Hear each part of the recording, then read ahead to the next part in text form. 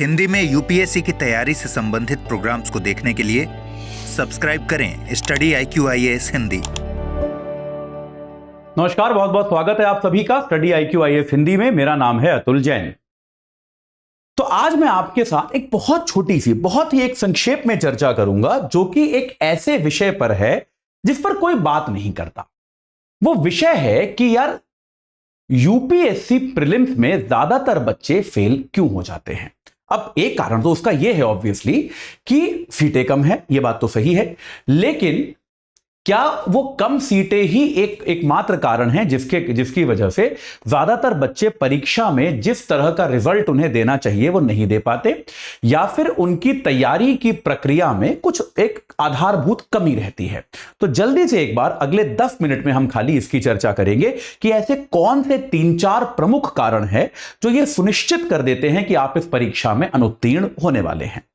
तो सबसे पहले मैं आपको बता दूं कि भैया हमारा जो ये SIP कोर्स है, क्षमा कीजिएगा, हमारा SIP कोर्स है। अगर आप प्रीलिम्स एग्जाम देने का सोच रहे हैं 2024 में और आपको ऐसा लगता है कि आपकी तैयारी अभी पूरी तरह से अच्छे से हो नहीं पाई है, तो आप हमारे SIP कोर्स से जुड़ जाइए। एक बार आपका पूरा सिलेबस कंप्लीट कराया जाएगा, आपको टेस्ट सीरीज कराई जाएगी, आपको करंट अफेयर्स पढ़ाया जाएगा। हमारी वेबसाइट या ऐप पे जाके आप AJ लाइव कोड में 5999 में इससे जुड़ सकते हैं।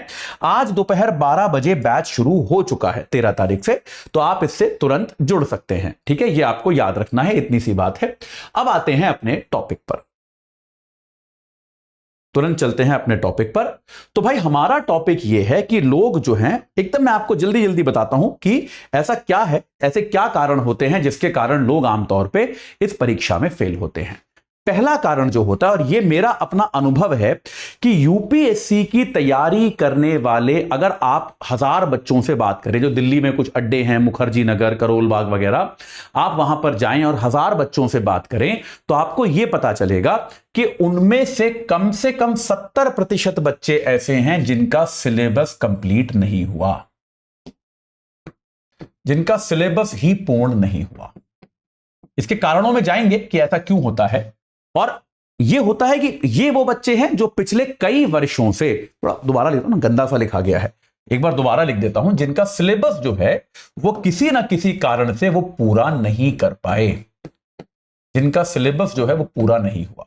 अब यार यूपी, और उसमें कई सारे बच्चे जो हैं वो इस तरह की मनोदशा लेके चलते हैं कि यार यूपीएससी के प्रीलिम्स में तो 50% तो करना होता है, 50 मतलब 100 नंबर ही तो लाने हैं, 200 में से 100 ले आऊंगा या ले आऊंगी तो मेरा हो जाएगा। लेकिन यह याद रखिएगा कि यूपीएससी की जो प्रीलिम्स एग्जाम है उसका कोई नियत सिलेबस बहुत अच्छे तरह से परिभाषित है नहीं। तो आप जितनी पढ़ाई करेंगे उसके आधार पर ही आप जो है कितना स्कोर कर पाएंगे। उसके जब आप पूरा पढ़ के जाओगे तब जाके आप 110, 115, 120 तक जा सकते हैं, इसकी पूरी संभावना है। तो अगर आप सिलेबस के बड़े हिस्से छोड़कर जाएंगे तो फिर आपके चयन की संभावना बहुत ज्यादा कम हो जाती है। इनफैक्ट मैंने ऐसे बहुत कम बच्चे देखे हैं जो सिलेबस का एक बड़ा हिस्सा छोड़कर गए और उसके बाद भी वो प्री निकाल पाए, आमतौर पे उनका नहीं होता। ये क्यों होता है, ये हमारे दूसरे पॉइंट पे है कि वो क्या करते हैं, पाठ्यक्रम को लेकर अपना स्टडी प्लान नहीं बना पाते। स्टडी प्लान से मेरा मतलब क्या है कि कोई भी विषय कब शुरू होगा और कब समाप्त होगा, इस प्लान को हम कहते हैं स्टडी प्लान। कि आपने अर्थव्यवस्था पढ़नी शुरू तो कर दी, लेकिन 5 महीने हो गए आप अभी भी अर्थव्यवस्था ही पढ़ रहे हो सकता है आप अर्थव्यवस्था में बहुत बड़े विद्वान बन जाओ, लेकिन बेटा सवाल तो 14 ही आने हैं ना अर्थव्यवस्था से। ऐसा थोड़ा ना है कि आपका अगर अर्थव्यवस्था में 14 के 14 सही हो गए तो आपका प्री हो जाएगा, आपको बाकी के प्रश्न भी तो करने हैं। तो होता क्या है, बच्चे जो है अपना स्टडी प्लान नहीं बना पाते और क्या करते हैं, वो बहुत सारी स्रोतों से पढ़ते हैं और वो कभी भी शुरू करते हैं कभी भी खत्म करते हैं। अनुशासन की कमी होती है, वो एक विषय को शुरू करते हैं, उसको किसी कंक्लूजन तक पहुंचाने के बिना दूसरे विषय पर पहुंच जाते हैं, फिर तीसरे पे पहुंच जाते हैं। विषय को मिला के पढ़ने में कोई बुराई नहीं है कि मैं आज पॉलिटी पढ़ूंगा कल इकोनॉमिक्स, आप एक साथ 2 विषय चलाएं, लेकिन अगर आप रोज अलग विषय पढ़ रहे हैं तो आपका मानसिक जो एक सोचने का तरीका होता है वो विकसित नहीं हो पाता। ये एक बहुत बड़ा बिंदु है। तीसरा जो एक सबसे बड़ा फैक्टर इससे जुड़ा हुआ ही है वो है अत्यधिक स्रोतों से बच्चे पढ़ना चाहते हैं। अगर आपको फेल होना है इस एग्जाम में तो आप बहुत सारे स्रोतों से पढ़ाई कीजिए, अत्यधिक स्रोत। पॉलिटी पढ़नी है तो लक्ष्मीकांत भी ले आए, डीडी बसु भी ले आए, 3-4 कोचिंग्स के नोट्स भी ले आए, है ना, इंटरनेट से भी पढ़ रहे हैं, ये सब भी कर सकते हैं आप। लेकिन सलाह मैं यही दूंगा कि एक अपना सोर्स स्रोत पकड़ ले। जैसे इकोनॉमिक्स में मुझसे पूछा जाता है कि सर कौन सी किताब पढ़ी जाए, मैं सारी खरीद लाऊं क्या? मैंने कहा नहीं, मैं सबको बोलता हूं एक किताब, कोई सी एक पुस्तक आप खरीदें, उस एक पुस्तक के आधार पर ही आप अध्ययन करें। ये जो है ये आपको करना होगा। तो ये आपको एक इसमें याद रखना होगा कि ये अत्यधिक स्रोत अगर आप लेकर बैठ जाएंगे तो बहुत ज्यादा स्रोतों से अगर आप पढ़ेंगे तो ये दिक्कत आपको आने वाली है परीक्षा को लेकर। आपका जो टाइम है वो टाइम ठीक से मैनेज हो नहीं पाएगा और आपको बहुत बड़ी समस्या इसमें पूरी प्रक्रिया में आएगी। ठीक है, बहुत ज्यादा स्रोतों से आप पढ़ाई ना करें। ठीक है, ये याद है। अगला बिंदु जो बहुत कॉमन गलती है वो होता है कि करंट अफेयर्स अंत में करेंगे। ये एक बड़ी कॉमन मैंने ट्रेड देखी है और काफी हद तक इसके लिए कोचिंग संस्थान भी जिम्मेदार है, मैं जानता हूं इस बात को। करंट अफेयर्स बच्चे सोचते हैं कि अंत में कर लेंगे, कि भाई करंट अफेयर्स का क्या है, वो तो बहुत सारी कोचिंग्स ईयर एंड में जो प्रीलिम्स के कुछ दिन पहले वो निकाल देती हैं, क्या बोलते हैं उसे, पूरे साल का कलेक्शन जो आता है करंट अफेयर्स का, उससे पढ़ लेंगे, वो बहुत है यार, वो हो जाएगा। करंट अफेयर तो हम फिर 4 दिन 5 दिन 7 दिन कुछ नहीं करेंगे, बस रट्टा मारेंगे जब जम के उसमें, और हम जो है 15 दिन में उसे पूरी किताब को खत्म कर देंगे और जो भी 20 25 30 सवाल करंट अफेयर्स के आते हैं उससे हो जाएंगे। बेटा नहीं होंगे। होता क्या है, यूपीएससी के जो करंट अफेयर्स हैं वो फैक्चुअल नहीं होते आमतौर पे, कुछ कुछ आते भी हैं सवाल, लेकिन आमतौर पे यूपीएससी के जो करंट अफेयर्स आते हैं वो तथ्यात्मक सवाल नहीं है। वो आपसे कभी भी ये नहीं पूछेगा कि भारत के जीडीपी की विकास दर इतनी कितनी थी, ये नहीं पूछेगा। वो आपसे पूछेगा कि भारत के जीडीपी की विकास दर भारत के पड़ोसी देशों की तुलना में अधिक इस बार क्यों थी, इसके क्या प्रमुख कारण थे। तो ये कब होगा, जब आपने करंट अफेयर्स का एनालिसिस बार बार पूरे साल पढ़ा है। जो आपको वो किताब मिलती है ना साल के अंत में, उसमें ये सब नहीं लिखा होता, उसमें बस ये लिखा होता है कि हमारा जीडीपी ग्रोथ इस साल इतना रहा, बस। इससे तो सॉल्व नहीं होगा ना आपसे सवाल। ये वो आपसे पूछेगा कि भैया हमारे जैसे ही परिस्थितियों में दूसरे देश भी थे, तो हमारा जीडीपी का ग्रोथ ज्यादा होने का इनमें से कौन कौन से 4 जो आपको ऑप्शन दिए हैं, इनमें से कौन कौन से कारण सही हो सकते हैं। यह आपको तब समझ में आएगा जब आपने पूरे साल लगातार स्टैटिक के साथ मिलाकर करंट पढ़ा है। अगर आपने ऐसे नहीं किया तो भाई बहुत मुश्किल आपको पढ़ने वाला है। ठीक है, ये आपको याद रखना है। करंट अफेयर्स बेटा अगर अंत के लिए छोड़ोगे तो याद रखना, जो करंट अफेयर्स के मान लो 25 सवाल आते हैं, मैं दावे के साथ कह सकता हूं उनमें से 5 से ऊपर नहीं होने वाले आपसे। 5 कर लोगे, 5 आसान आते हैं, 5 तो आप कर लोगे, लेकिन 5 या 6 ही कर पाओगे बस, बाकी सवाल आपसे नहीं होने वाले। और करंट अफेयर्स में फिर आपको बहुत बड़ा एक झटका लगने वाला है। यह आपको इतनी सी बात याद रखनी है। अच्छा, एक और चीज जो इसमें होती है वो क्या है, प्रैक्टिस बच्चे नहीं करते। ये मुझे आज तक समझ में नहीं आया कि ऐसा लोग क्यों करते हैं। मतलब लोग टेस्ट क्यों नहीं देते यार, ये मेरे को समझ में नहीं आई, ये प्रॉब्लम ही समझ में नहीं आई कि लोग मतलब जो है बाकी सब कुछ करेंगे, पढ़ाई करेंगे, पर टेस्ट नहीं देते। तो टेस्ट से क्या होता है, 2 लाभ हैं।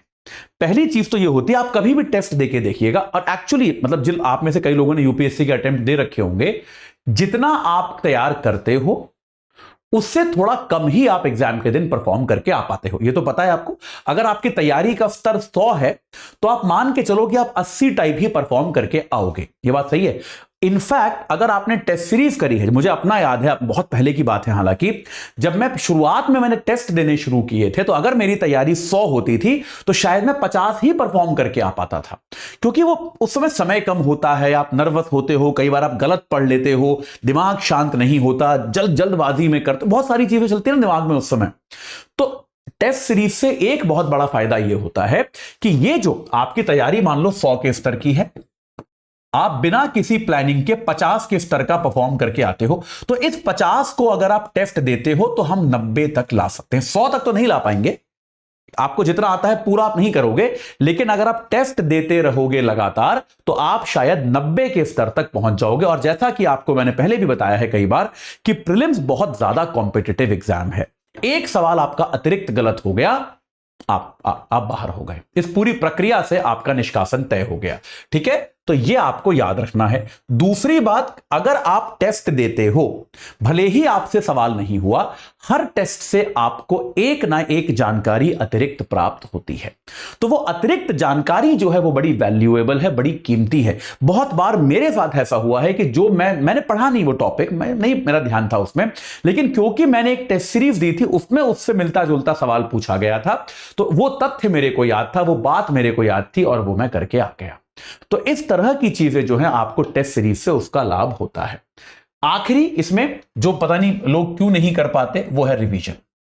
मुझे पता है समय कम है, लेकिन तब भी आप इतना पढ़ो और उसको रिवाइज ना करो, और दूसरी अप्रोच है कि आप इतना पढ़ो और उसको 4 बार रिवाइज करो। मैं कहूंगा कि आप इस रास्ते के साथ जाओ जहां पे आप इतना पढ़ रहे हो लेकिन उसको 4 बार रिवाइज कर रहे हो। इतना पढ़ के उसे एक भी बार रिवाइज ना करना, मतलब परीक्षा के दिन आपको बस इतना ही याद आएगा। याद रखिएगा, जिसको आप बार बार रिवाइज करोगे, जिसको आप ढंग से 4, अगर ज्यादा भी हो गया, समय कम बचा है अब, तो कम से कम 2 पूर्ण रिवीजन आपके आवश्यक है। अगर आप रिवाइज नहीं करेंगे तो भैया याद रखिए, आपका दिमाग है एक मशीन है, बहुत सीधी सीधी बात है, आप चीजों को भूलेंगे। ठीक है, भूलना मतलब प्राकृतिक प्रक्रिया है ना, हमारा दिमाग यार एक मशीन है, मशीन में वो जगह ऐसे ही बचाता है ना, पुरानी चीजों को भूलता जाता है, तभी तो नई चीजें आती हैं, वरना तो दिमाग थक जाएगा ना, दिमाग मतलब क्रैश कर जाएगा। ऐसे ही वो काम करता है। तो ये एक प्राकृतिक प्रक्रिया है, इसको आप केवल रिवीजन के जरिए ही संभाल सकते हो कि आप बार बार पढ़ी हुई चीजों का रिवीजन करो। तो अगर आप ये चीजें नहीं करते हो जो आपको मैंने पिछले 5-10 मिनट में बताई, तो आप निश्चित तौर पर इस परीक्षा में फेल होने की तैयारी कर रहे हो, जो मैं जानता हूं कि आप में से कुछ लोग, आप में से अधिकांश लोग नहीं कर रहे। कोई भी नहीं करना चाहता फेल होने की तैयारी, लेकिन एक गंभीरता जो है वो आप अपनी तैयारी में जरूर लेकर आए, और उसके जरिए आप जो है ये प्रयास करें कि आप इस परीक्षा में जितना अच्छे तरीके से हो पाए सफल हों। साथ के साथ अगर आप एक पूरा रिवीजन, एक पूरा कवरेज सिलेबस का चाहते हैं एक बार हमारे साथ, तो हमारा एसआईपी का जो बैच है, हमारा एसआईपी प्लस बैच जो है वो शुरू हो चुका है आज दोपहर 12 बजे से। 13 तारीख को दोपहर 12 बजे से वो शुरू हो चुका है, तो आप इससे तुरंत जुड़ जाएं। एजे लाइव कोड लगाइए, 5,999 रुपए में आपको ये बैच प्राप्त हो जाएगा। ठीक है, हमारी वेबसाइट या ऐप पर जाके इसमें आपको पूरा सिलेबस कराया जाएगा, आपको टेस्ट सीरीज मिलेगी और आपको करंट अफेयर्स पढ़ाया जाएगा। ये केवल प्रीलिम्स 2024 तक के लिए ही वैलिड है। मेरे साथ इस सत्र में जुड़ने के लिए आप सभी का बहुत बहुत धन्यवाद। हिंदी में यूपीएससी की तैयारी से संबंधित प्रोग्राम्स को देखने के लिए सब्सक्राइब करें स्टडी IQ IAS हिंदी।